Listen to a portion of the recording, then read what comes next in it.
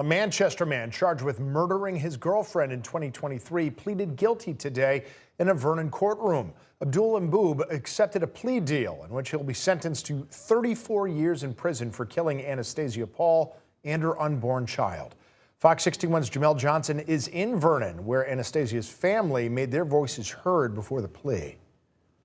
The emotional scene in court proved that time has not healed this wound for the Paul family. With Mboob's plea in the rearview and his sentencing around the corner, the Paul family is close to closing this 3-year chapter. How do you plead guilty or not guilty?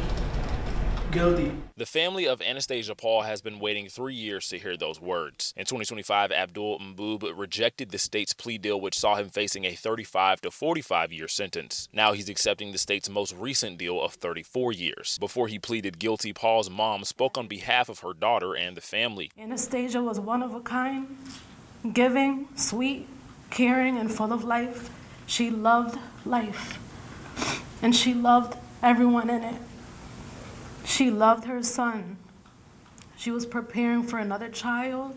She was building a future that was taken away from her without mercy. Prosecutors say Mboob strangled Paul to death while she was pregnant. They say Mboob later admitted to choking her because of suspected infidelity and alleged mistreatment of their 16-month-old child. They say Mboob's mother convinced him to turn himself in. This was not an isolated incident.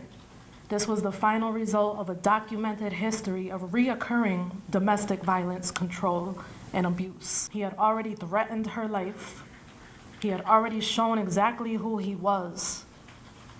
Despite that, she was not protected. Along with Paul's mother, many other family members filled the courtroom, including brother and sister Tashim Mosley and Jelena Paul. Baby Anastasia, she was a great person, comfortable person to be around.